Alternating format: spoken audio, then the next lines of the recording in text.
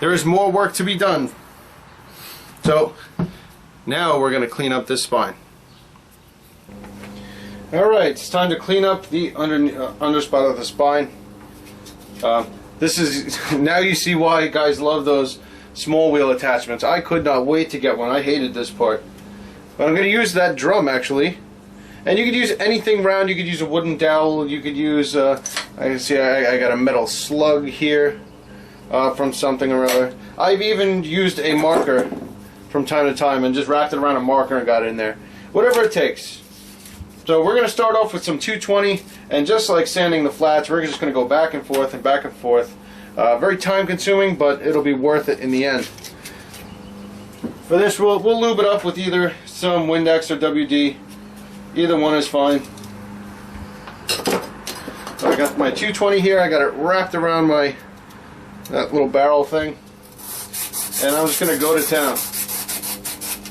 When you get to the choil and it's in there like that, I like to kind of spin it around. You see, it's doing it with one hand so you can see it, but I'll get in there and spin it. Now the blade is still taped from all that hand sanding of the handle. And make sure you get the entire length. This is where one of these vices that have the rotating jaws and they swivel and everything, this is when these ones are really worth it. That extra bit of money they cost.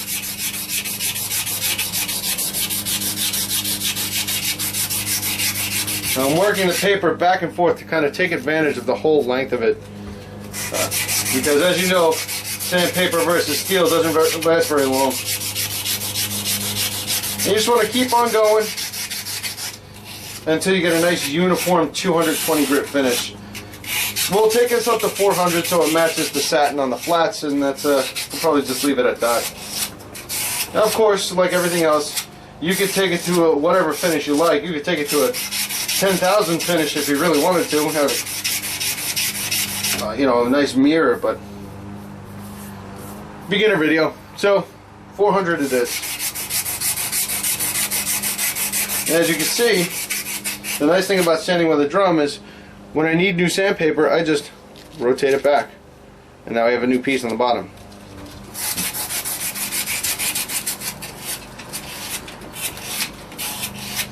Make sure you get everywhere.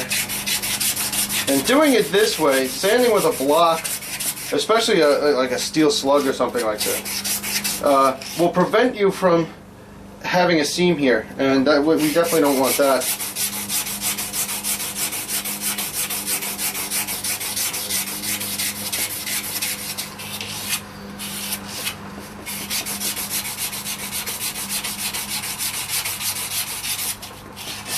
Alright, that's starting to look pretty good already. Alright, we'll switch over to some 400 grit and then we'll flip the knife over, do the other side.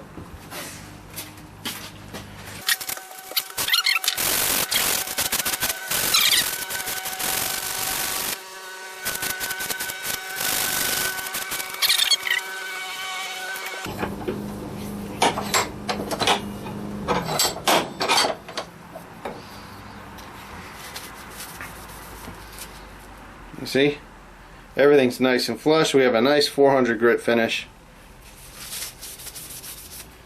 See, these are the steps that I see a lot of new guys skipping.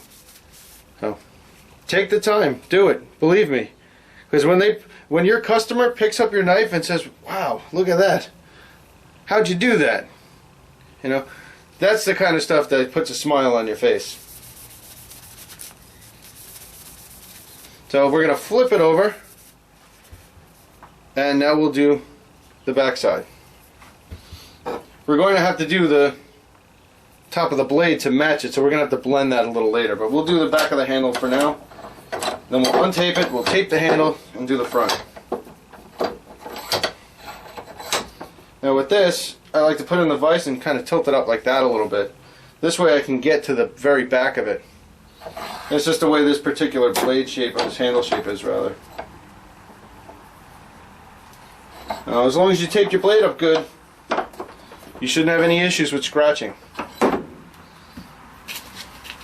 Alright, we'll go back to a fresh piece of 220 and we'll start on the back.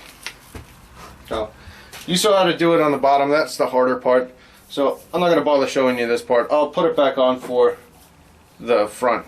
When you, I don't even need to do that. So tell you what, here's a trick.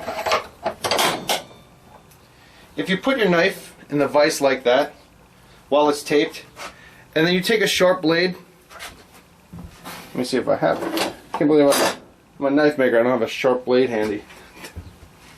Okay, so anyway, you would take the blade and you skim the top of that tape off. Oh, you know what? I have a razor blade. Okay, so we got a handy little razor blade. And I'm just going to skim the top of this tape off. Just like that. And now it's all open. I'm going to scrape it, get all that excess glue off. What we're going to do is we're going to hand sand this whole thing to 400 grit. And hopefully it's stable enough in the vise. I might have to adjust it to get it just right. Or really wrench it down. Let's try that. Oh. Or you get something like that happens. Alright, guess we're not doing it that way. You can try it. If yours sticks and doesn't shoot out like that, then that's the way to go.